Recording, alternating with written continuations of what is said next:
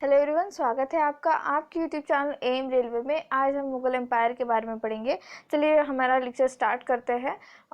Lecture start करने से पहले मैं बता दूं, जनरल नॉलेज की अगर आपने बुक नहीं खरीदी है अब तक तो खरीद लेना, क्योंकि इसमें लाइन टू लाइन दी गई है जो आपके एग्जाम में एज इट इज़ आएगी, तो ले लेना और इसका रिवीजन कर लेना। अगर किसी ने ले रखा हो तो प्लीज़ उसका रिवीजन बहुत अच्छे से करना, ठीक है। बार बार वही पेजेस अच्छे से पढ़ते रहना। प्रिंट आउट अगर निकाल रखे तो बहुत अच्छी बात है, नहीं भी निकाल रखी हो तो कलर फॉर्मेट में है। पूरा का पूरा पीडीएफ आपको अच्छा ही लगेगा देखने के लिए। अच्छे से देखना, उसे अच्छे से समझना और उसका रिवीजन अच्छे से करना, ठीक है। जिसमें हमने Indian history, geography, polity, GK 2020, updated GK 2020 है, और इथिक्स तो हमने आपको गिफ्ट में दिया है। आपने अगर अभी तक मेरा टेलीग्राम ग्रुप ज्वाइन नहीं किया है तो ज्वाइन कर लेना, वहाँ पे आपको इथिक्स का जो पूरा पीडीएफ है मिल जाएगा। चलिए फिर स्टार्ट करते हैं मुगल एम्पायर के बारे में। जैसा कि मैंने बताया था आपको प्रीवियस लेक्चर में, लोधी डायनेस्टी का जो लास्ट राजा था इब्राहिम लोधी, उसके अंकल आलम खान लोधी ने क्या किया था, बाबर को बुलाया था। बाबर यहाँ का नहीं था, बाबर चंगेज खान और तैमूर का तैमूर एंड चंगेज खान के रिश्तेदारों में आता है, ठीक है। मतलब उनकी मम्मी पापा जो है मंगोल थे, और ये था तुर्की से आता था, ये अरब से एक्चुअली मतलब लाइक 1519 में फर्स्ट टाइम जो ये आया था। तब इसने आज से कोई लड़ाई वगैरह नहीं की थी, ये बस लूट पाट करके निकल गया। लेकिन बाद में जब बाबर के एक्चुअल क्या कहते हैं युद्ध कौशल्य पता चला यहाँ के लोगों को, तो इब्राहिम लोदी के अंकल ने इनवाइट किया इब्राहिम लोदी को हराने के लिए, ठीक है। तो बाबर का कुछ इस तरह से है। और बाबर, मैंने जैसा आपको कहा कि पानीपत की पहली लड़ाई 1526 में जब हुई थी, तब बाबर ने इब्राहिम लोदी को उस लड़ाई में हराकर मुगल एम्पायर, मुगल सत्ता जो है, एक तरह से पूरे के पूरे इंडिया पे मुगलों का राज हो गया, ठीक है। और बाबर का अगर आप इतिहास पढ़ोगे तो वो सिर्फ 4 सालों के लिए 1526 में जैसे पानीपत की पहली लड़ाई हुई, 1530 में उसकी डेथ हो चुकी थी। लेकिन 4 सालों में जितना वो इंडिया में लड़ा ना, वो कोई भी युद्ध उसने जो है हारा नहीं, वो हर एक युद्ध उसने जीता। क्योंकि उसकी वॉरफेयर जो नीति थी बहुत बढ़िया थी। प्लस उसके पास जो तौफ खाने थे, वो एक्चुअल में अभी तक इंडिया में किसी ने भी यूज नहीं किए थे, इसीलिए वो जो जितने भी उसने लड़ाई लड़ी वो जीता। लेकिन इसका बेटा इसके उलट था, उसके हम जो है आगे देखेंगे। तो जैसे कि मैंने बताया, Babur was descendant of Timur on his father side and Genghis Khan on his mother side. तो ये लोग अपने आप को तिमुरिस करके बुलाते थे। क्या बुलाते थे? तिमुरिस। इतना पूछेगा नहीं आपको, इतना बस याद रखो कि हाँ ये डिसेंडेंट थे किसके? मंगोल के, ओके, मंगोल के।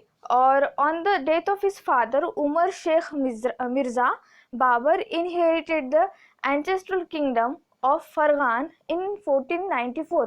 फरगान का ही राजा बना जब इसके पिताजी मर गए, ठीक है। तो ऐसे ही जो क्रोनोलॉजी चलती थी एक तरह से, तो ये राजा बना।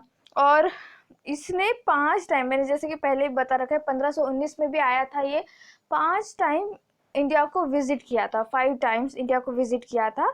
बट इसको बुलाया किसने था?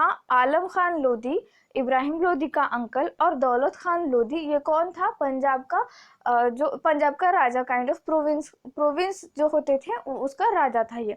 इसने इनवाइट किया, और राणा सांगा ने भी इनवाइट किया। इनवाइट तो किया, फिर आगे इनका हश्र क्या हुआ? जैसे ही बाबर ने इब्राहिम लोधी को हराया, तुरंत ही उसने जो है, देखो यहाँ पे पूरे की पूरी बैटल ऑफ खानवा हुई। कब हुई? 1527 में। 1526 में पहली पानीपत की लड़ाई, फिर 1527 में बैटल ऑफ खानवा किसके साथ हुई? राणा संगा के खिलाफ। कौन जीता होगा? Of course Babar. बाबर कोई भी जो युद्ध है वो हारा ही नहीं। नेक्स्ट क्या हुई? Battle of Chanderi. कब हुई? 1528 में। किसके खिलाफ हुई? मंदिनी राय के खिलाफ। मंदिनी राय भी हार गया। देन बैटल ऑफ घग्गर 1529 में। इसने Babur defeated the Afghans. Afghan से जो एक्चुअली बैटल ऑफ घग्गर में हुआ यूँ था कि अफगानियों के खिलाफ हुई थी। लेकिन देखो जो भी इसका अंकल है ना आलम खान लोधी, इसको भी इसने हरा दिया, राणा संगा को भी हरा दिया। तो दौलत खान लोधी तो ऑटोमेटिकली एलिमिनेट ही हो जाता है अगर बड़े बड़े राजाओं को ये हरा देता है तो, ठीक है। इस तरह से Babur was the first one who declared himself as a badshah. ठीक है। बादशाह किसने डिक्लेयर किया, पहला कौन राजा है जिसने खुद को बादशाह डिक्लेयर किया, तो वो है बाबर। तो आपको याद रखने के लिए इजी हो जाएगा, बाबर बी से स्टार्ट, बादशाह बी से स्टार्ट, या फिर कभी बादशाह नाम पढ़ोगे कहीं तो बाबर को याद कर लेना, तो याद हो जाएगी ऐसी चीजें। देन बाबर 1530 में, मैंने जैसे कहा कि उसकी डेथ हो चुकी थी 1530 में, तो सिर्फ 4 सालों के जितना भी इसका कार्यकाल था इंडिया में, उसने बहुत ही बेहतरीन जो है अपना इस्टेब्लिशमेंट किया, मुगल एम्पायर उसने जो इस्टेब्लिश किया। उसके बाद उसके पोते दी ग्रेट अकबर, उसके बारे में हम पढ़ेंगे इसके बाद के लेक्चर में। उन्होंने बहुत ही अच्छे से फ्लरिश किया। अकबर के बाद फिर जहांगीर, जहांगीर के बाद फिर औरंगजेब के टाइम पे तो एकदम पीक पे थी। फिर औरंगजेब के बाद के लोग इतने कुछ टिक नहीं पाए, 2-3 साल के बाद जो है फिर मुगल एम्पायर पूरी की तरह खत्म हो गया, ठीक है। तो इस तरह से था। और बाबर का जो डिटेल रिकॉर्ड है उसके करियर के बारे में, उसकी एक किताब है, उसने खुद ने ही लिखी है ऑटोबायोग्राफी, तुजुकी बाबरी, या फिर उसे बाबर नामा भी कहा जाता है। तो ये इसने अपनी मदर टंग तुर्की में लिखा है, ठीक है। जैसे मैंने कहा कि टर्की से आए थे ये लोग, तो तुर्की में लिखा है। और इसका ट्रांसलेशन जो है अब्दुल रहीम खान खाना ने पर्शियन में कर रखा है। पहले भी बता रखा है मैंने कि पर्शियन का जो कल्चर है वो बहुत ज़्यादा इन्फ्लुएंस करता है इस्लामिक कल्चर को। जैसे कि हमने किसके बारे में पढ़ा था, बलबन के बारे में पढ़ा था। He was not Persian but he pretend to be like a Persian person, no, जिसने सजदा और पैरों का जो है काइंड ऑफ सजदा करना, पैरों के सामने किस करना वगैरह, ये सारा जो प्रिटेंड कर रखा था उसने, ठीक है। तो यहाँ पे इम्पोर्टेंट क्या पॉइंट बनता है कि बाबर नामा किसने लिखा, तो खुद बाबर ने लिखा। उसको तुज़के बाबरी भी कहते हैं। उसको ट्रांसलेशन किसने किया पर्शियन में, तो वो क्या है, अब्दुल रहीम खान खाना। और अब्दुल रहीम खान खाना नवरत्नों में से एक नवरत्न है, सॉरी एक रत्न है, नवरत्नों में से एक रत्न है अकबर के कोर्ट का।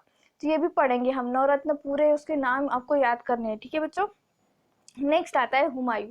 अब मुझे ऐसा लगता है ना कि होता है ना कि कोई लोग, जैसे माता पिता डॉक्टर है लेकिन उनके बच्चे उतना कुछ उनको उस फील्ड में कोई इंटरेस्ट नहीं होता। ऐसे नहीं कि वो काबिल नहीं है, शायद वो किसी और फील्ड में काबिल होंगे। उसी तरह से हुमायूं भी युद्ध कौशल्य में काबिल नहीं था। हाँ, he is really kind of, इसको बुक्स लिखना, बुक्स पढ़ना बहुत ज़्यादा पसंद था।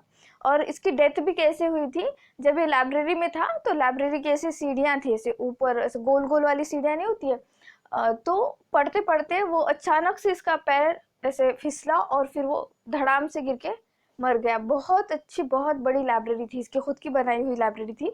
तो ऐसा कुछ था इसका कुछ करियर, ऐसा मैं बोलूँ तो। देखो, हुमायूं जो है इसने अपने पापा को सक्सीड किया था जब वो सिर्फ 23 ईयर्स ओल्ड था। और he gave different territories to his brothers. जितने इसके भाई लोग थे उनको सबको, एक्चुअली ये बड़ा था ना, एल्डर वन था, तो एल्डर वन को पहले जो है एज सच प्रायोरिटी दी जाती थी।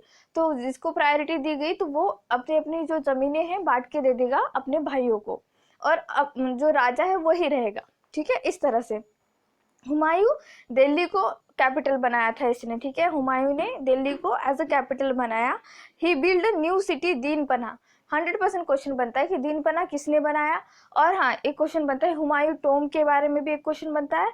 और हुमायूं के ऊपर बायोग्राफी का आई थिंक ये क्वेश्चन बनता है। लेकिन ज़्यादातर क्वेश्चन दीनपना के बारे में बनता है, तो प्लीज़ याद रखना दीनपना किसने बनाया है, तो वो हुमायूं ने बनाया है, ठीक है। ही फेस देखो, जो शेर खान था, Sher Shah Suri, oh my god, ऐसा समझ लो कि अब कोई भी दिल पे मत लेना ये बात, ठीक है। टॉम एंड जेरी टाइप, ठीक है। तो Tom and Jerry type in लोगों में ऐसे झगड़ा था। और जो शेर खान था एक्चुअली, जिसके बारे में हम आगे भी पढ़ेंगे, शेरशाह सूरी, और इसका अच्छा मतलब लाइक कार्यकाल कह सकते हो। शेरशाह सूरी से हुमायूं बहुत डरता था। उन लोगों में अच्छी अच्छी बैटल हुई, हमेशा हुमायूं जो है हार चुका था। हर एक बैटल जब भी शेरशाह सूरी सामने होता था, हुमायूं हार चुका था। एक बार तो लड़ते आगे, आई थिंक मैंने ये पॉइंट भी डाला है, ऐसे लड़ाई करते करते गंगा के किनारे ये पानी में गिर गया। कौन? हुमायूं गिर गया। और हुमायूं गिरने के बाद जो नाव चलाते हैं ना लोग, तो एक नाव वाले ने इनको बचाया, हुमायूं को बचाया। तो हुमायूं ने उस नाव वाले को एक दिन का राजा बनाया था, ठीक है, एक दिन का राजा बनाया था। तो उस नाव वाले ने ऐसा फरमान जारी किया था, फरमान यानी घोषणा कह सकते हो, या फिर काइंड ऑफ एक्ट जारी किया था, जिसमें लेदर के कॉइन बनेंगे, चमड़े के कॉइन। ठीक है, लेदर के coin.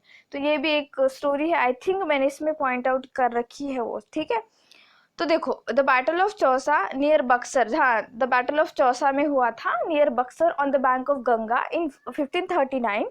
Humayun was defeated by the Sher Khan. Humayun was saved by a water carrier named Nizam. Humayun allowed the Nizam to enjoy kingship for a day. This man issued leather coins. तो ये English हो गया, मैं पहले ही हिंदी में बोल चुकी हूँ। ठीक है, नेक्स्ट क्या है, after this battle of Chausa Sher Khan took the title of Sher Shah. ठीक है, शेर शाह करके। And then Humayun was again defeated by Sher Shah in the battle of Bilgram और Kannauj in 1540 and fled the country. मतलब ये भाग गया था, कंट्री के बाहर ही भाग गया, और फिर इसने जो है 15 सालों तक ये एक्चुअली वापस नहीं आया। जब वो शेरशाह सूरी मरा ना, तब ये वापस आया। During his wanderings in the deserts of Sindh, Humayun married Hamida Bano Begum. ठीक है, हमीदा बानो बेगम को के साथ इसने शादी की जब वो भटक रहा था, और सिंध में भटक रहा था एक्चुअली। और the daughter of Mir Ali Akbar Jami in 1959। और इन नवंबर 1959, सॉरी यहाँ पे गलती हो गई, it has to be, sorry यहाँ पे थोड़ी सी गलती है, आई थिंक मेरे टाइप से कुछ गलती हो चुकी है यहाँ पे, तो प्लीज़ ये मैं निकाल दूंगी। Okay, in November 1542 Humayun was blessed with a son Akbar. And मैं आपको बता दूं, अकबर के जन्म के टाइम पे काइंड ऑफ, जब मैं हिस्ट्री की रेफरेंस बुक पढ़ रही थी, तब वहाँ पे लिखा था कि अकबर के जन्म के टाइम पे इतना ज़्यादा तूफान टाइप समथिंग था, लाइक बारिश, बड़ी बड़ी बहुत ज़्यादा तूफान था। एंड जब इनका जन्म होना था, उससे पहले ही एक जो इनके पीर होते हैं इस्लाम में, हम जैसे संत पंडित कहते हैं ना, उसी तरह से इस्लाम में जो बहुत ही ज़्यादा फिलोसफिकल लोग होते हैं उन्हें पीर कहते हैं। तो वो पीर आए थे एंड उन्होंने कहा था कि तुम्हारा बेटा इतिहास बदलेगा और मुगल साम्राज्य फिर से जो है सत्ता लेगा जहाँ से वो आया है, लाइक जहाँ से ये लोग गए थे, इंडिया से वापस गए थे। तो इस तरह की कहानी है, बस कहानी इसलिए बता रही हूँ कि आपको याद रह जाए ये बातें। तो Humayun was blessed with the son Akbar. After the death of Sher Shah, Humayun conquered Kandahar and reestablish his control over Kabul with the help of king of Persia. ठीक है, तो देखा मैंने कहा था शेरशाह सूरी, जो शेरशाह सूरी था, शेर शाह एक्चुअली, शेर शाह, उससे इसकी बनती नहीं थी, और ये हमेशा काइंड ऑफ चूहे की तरह था उसके सामने। ठीक है, बिल्कुल भी ऑफेंड मत करना, बस याद रखने के लिए मैं बता रही हूँ। ठीक है, and then his sister Gulbadan Begum wrote his biography Humayun Nama. जैसे कि मैंने बताया, हुमायूं नामा हमेशा क्वेश्चन पूछता है किसने बनाई थी। तो देखो, हमीदा बानो बेगम से कंफ्यूज मत करना, गुलबदन बेगम बहन थी किनकी, हुमायूं की। And Humayun died after falling from the steps of his library in 1556 AD। जैसा कि मैंने पहले बता चुकी थी कि उसकी डेथ कैसी हुई थी, लाइब्रेरी की सीढ़ियों से गिरने से। ठीक है, अब आता है शेरशाह सूरी। तो शेरशाह सूरी जो है, देखो ये इसका ओरिजिनल नाम क्या था, इसका नाम था फारिद। ठीक है, और ये जो है इसका एक्चुअली देखो, इसके बारे में अगर बताया जाए तो इसने बैटल ऑफ कन्नौज लड़ी थी, और इसने दिल्ली पे राज किया था। बैटल ऑफ कन्नौज के बाद ही ये दिल्ली पे राज करने वाला बना था शेरशाह सूरी।